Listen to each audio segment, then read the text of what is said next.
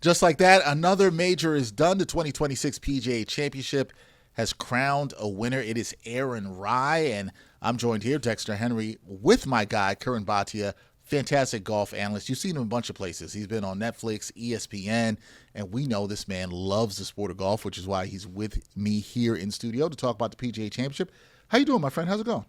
Great to see you, Dexter. Yeah. It's a great day in the world of golf. It's always fun when we have the majors, right? We get the best competing against the best. Dare I say, the best discussing with the best, right? Can we give ourselves a little bit of accolades here? I like to always think of myself in that way. There you go. Exactly. We were talking about positive thinking, right, for our New York Knicks, so we can have some positive thinking also just about our conversations. So, absolutely. Now, look, Curran, this was a interesting PGA Championship because a lot of movement, I would say, over the 4 days that we saw here. Aaron Rai becomes the first Englishman to win this tournament in 107 years. Yep. So when you look at the way he navigated this tournament this weekend, how he played and was able to get it done, what stood out to you most about, I'll ask two things, his composure, also his discipline that we saw here, and being able to get this done under pressure. What stood out to you most about Aaron Rai and how he was able to capture the championship? Absolutely. So Aaron Rai is now the champion of the PGA Championship, the 108th edition. It's an incredible feat.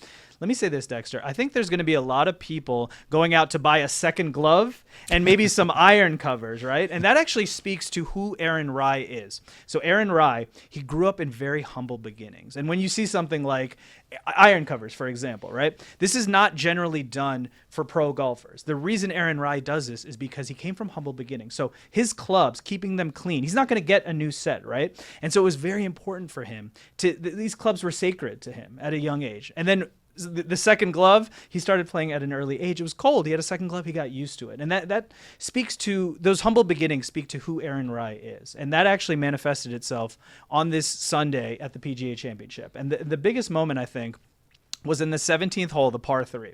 Aaron Rai has the long putt, and he has a chance to lock down the tournament. And if you see this putt, it's going. It looks like it's going to go in. Everybody watching at home, everybody at Aronimink is losing their minds. Aaron Rai, as cool as can be. It was almost like he was like, all right, I guess I should fist pump right now. But you could see, looking at him, he had that Kobe, that mindset, that Mamba mentality. Job's not finished. I still got one more hole. And I think that just speaks to who Aaron Rai is as a competitor. And so those humble beginnings really, really manifested themselves on this Sunday. And I'll point out one other hole that I think was particularly interesting, Dexter. Obviously, there's going to be a lot of talk about the par 3 17th, right? Yeah. That long putt. That's the one that really sealed the deal. But before that, the 14th hole was the 13th hole. The 13th hole. Yep. Yeah, was a par 4. It was a 299-yard hole. It was drivable for many. Aaron Rai isn't the longest hitter, and he actually hit it into the bunker. So you're thinking, okay, wait a minute, this tournament might get away from him a little bit. In the bunker, he hit a very tricky shot. He had to get that shot close, and he actually ended up making birdie. So I think that was a moment of resilience for Aaron Rai, right? And I think that's probably going to be lost in what happened in 17, but I think that shows the resilience needed for a workhorse golfer like Aaron Rai. Well, it's a great point, because if he doesn't do that on 13, then who knows how things could go. Maybe he crumbles. I'm not saying that he would, but maybe that happens and there's no chance for some of the magic that we saw on 17. Yep. Now, when you talk about this tournament here in 2026, you got to talk about Jon Rahm. Yes. Because he was close. He was 3 shots behind, finished behind Aaron Rai on the day. How close do you think Rahm was to actually taking control of this tournament? A lot could have changed with what happened on 13, like you said there, before you get to 17. And what moments do you think didn't work out for Rahm that swung things back in Rai's favor? This was a huge tournament and moment for Jon Rahm. Jon Rahm, of course, was the former world #1 and made the jump to LIV. Now, we know the latest news about LIV Golf. It seems like it's crumbling a little bit, right? The PIF Saudi funding has been pulled for next season, which means they're looking for alternative funding. So we don't know the future of LIV Golf. So what that means for superstars like Bryson DeChambeau, Jon Rahm that are on the LIV Tour, they may have to work their way back to the PGA Tour. And so what is one one way that you can really work your way back, make yourself into an attraction by winning majors. So the stakes were extremely high for Jon Rahm. And you could see that in the way he played. He came out motivated. He came out ready. He ended up tying for second place. So he was right there. This wasn't a layup for Aaron Rai. He had some of the best players in the world looking to catch him. So I think overall for Jon Rahm, what he can look at is say, hey, even though I've been on the LIV Tour and the competition is not necessarily the same as what it is on the PGA Tour, I'm still right there in terms of that major championship level, in terms of the best playing the best. And so I think for Jon Rahm, it's a great Sunday for him. Obviously, he would have liked to come up on top, but I think it's a good momentum builder as he looks to have success in the majors, finish off on LIV, and then we'll see what the future holds. Hopefully, it's a return of some of the best players in the world back to the PGA Tour. So on Sundays, we can see the best taking on the best, just like we did this Sunday at the PGA Championship. That's what the fans want to see. Exactly. Now, listen, in this tournament, there was some of the best Yes. that you had seen that still also came short beside Jon Rahm, Yes. right? We saw Xander Schauffele.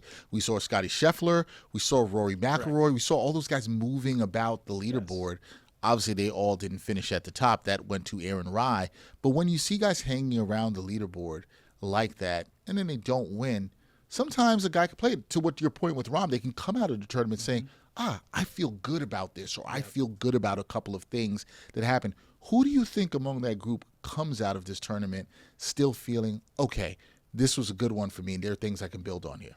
I think the names that you just pointed out, they're not even just guys. These are legends, right? These are modern legends of the game. Yeah. And so I think all of them are going to be unsatisfied with not taking home the win, because Rory McIlroy, Xander Schauffele, Scotty Scheffler, these are the names that you just mentioned. Of course, these are multi-time major winners. And you know that they were major hunting in this big event, right? Because it seemed like this event was for the taking, right? There were so many players within a few strokes when Sunday started. Aaron Rai obviously was able to separate himself from the pack just through some of the holes that we highlighted here. But I think all of them are going to be enthused by their play, that the fact that they were in the mix, but ultimately disappointed because these are players who have gotten it done before. Aaron Rai has had 8 wins as a professional, never had a major championship win. So for him, this was about getting over the hump. For those modern legends of the game, those top players that we're talking about, Rory, Scotty, and Xander, you know that getting another major was on their mind. So I think they're going to be enthused. If you talk to Rory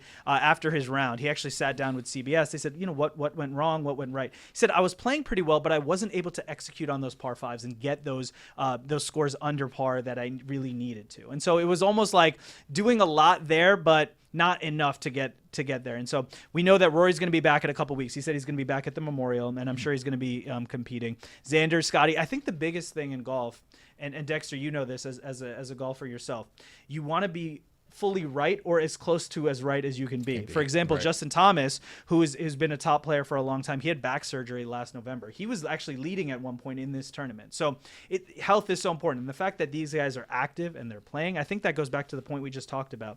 We want to see the best playing the best. So some of the best golfers in the world being active, being on that leaderboard is exciting for fans. It's good to see.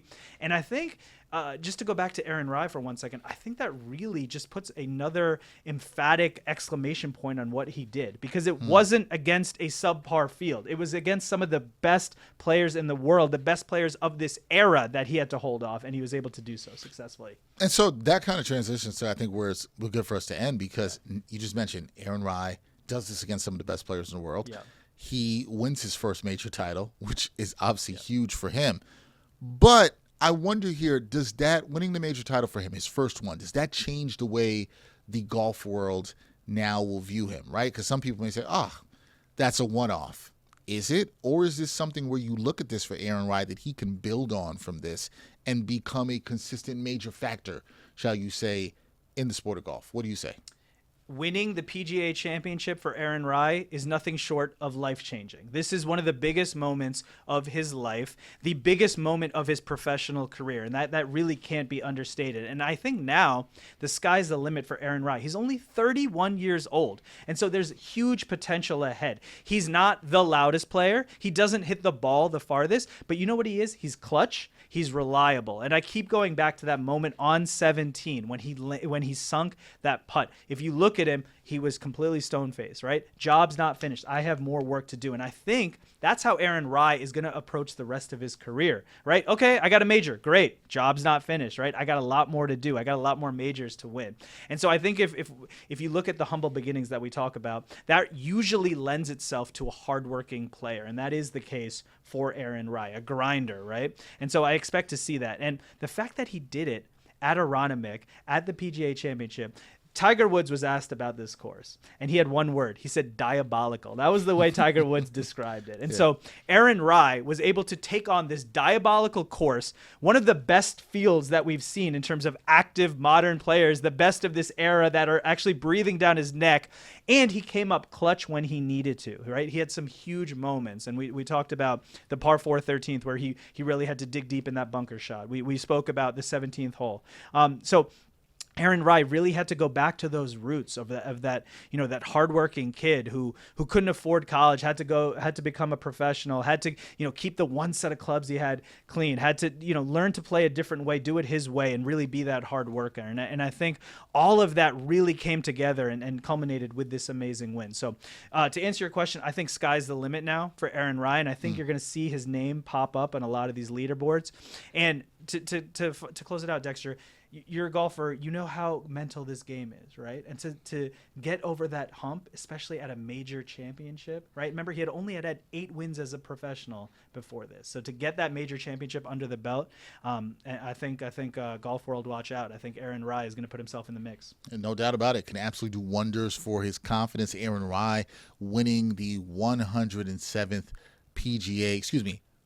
edition of it. He is the first Englishman to win it in 107 years. He did it at Aronimink. Tough course, diabolical, according to the great Tiger Woods, but he was able to get it done. That is Curran Bhatia. Check him out. Fantastic golf analyst. You see him in multiple places doing great work. And anytime Curran comes in the studio with me, we know we're always going to have a good conversation. Appreciate you, my friend. Thank you. Appreciate you. Let's get out on the golf course soon. I don't want to play a course that's labeled as diabolical, though. So let's find a course that's a little bit more friendly, a little bit more fun.